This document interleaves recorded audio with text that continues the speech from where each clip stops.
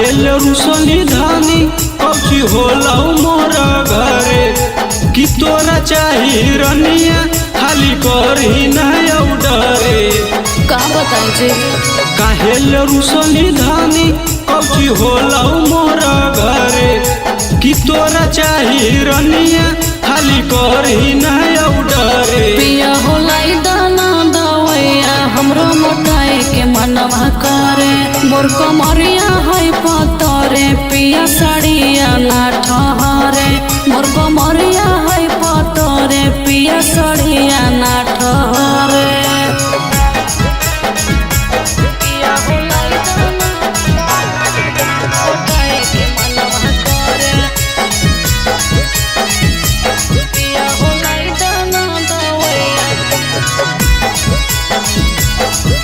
मोटाई के मनवा करे। मगी पतरे में लागो ही खतरे गे तोरा देखी के बन जा है जतरे गे। अच्छा जी मगी पतरे में लागो ही खतरे गे तोरा देखी के बन जा है जतरे गे।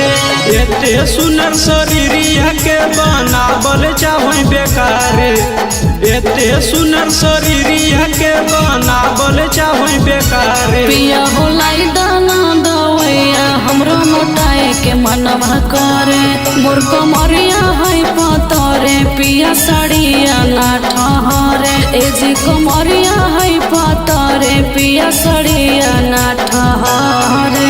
आगे नहीं गे पिया होलाई दाना मोटाई के मनवा करे पिया होलाई दाना दवैया मोटाई के मनवा करे। अगे टौनी के ले चाहे सुइया गे सब तोरे ना हको रुपैया गे। ई बात है कि अगे टौनी के ले चाहे सुइया गे सब तोरे ना हको रुपैया गे। अनुपम शुभम छौरी हको प्यार के सहारे अनुपम शुभम छौरी हको प्यार के सहारे। पिया होलाई दाना दवैया हमरो मोटाई के मनवा करे मोर कमरिया है पतरे पिया साड़िया ना ठहरे ए जी कमरिया है पतरे पिया साड़िया ना ठहरे। लिया दिन जी।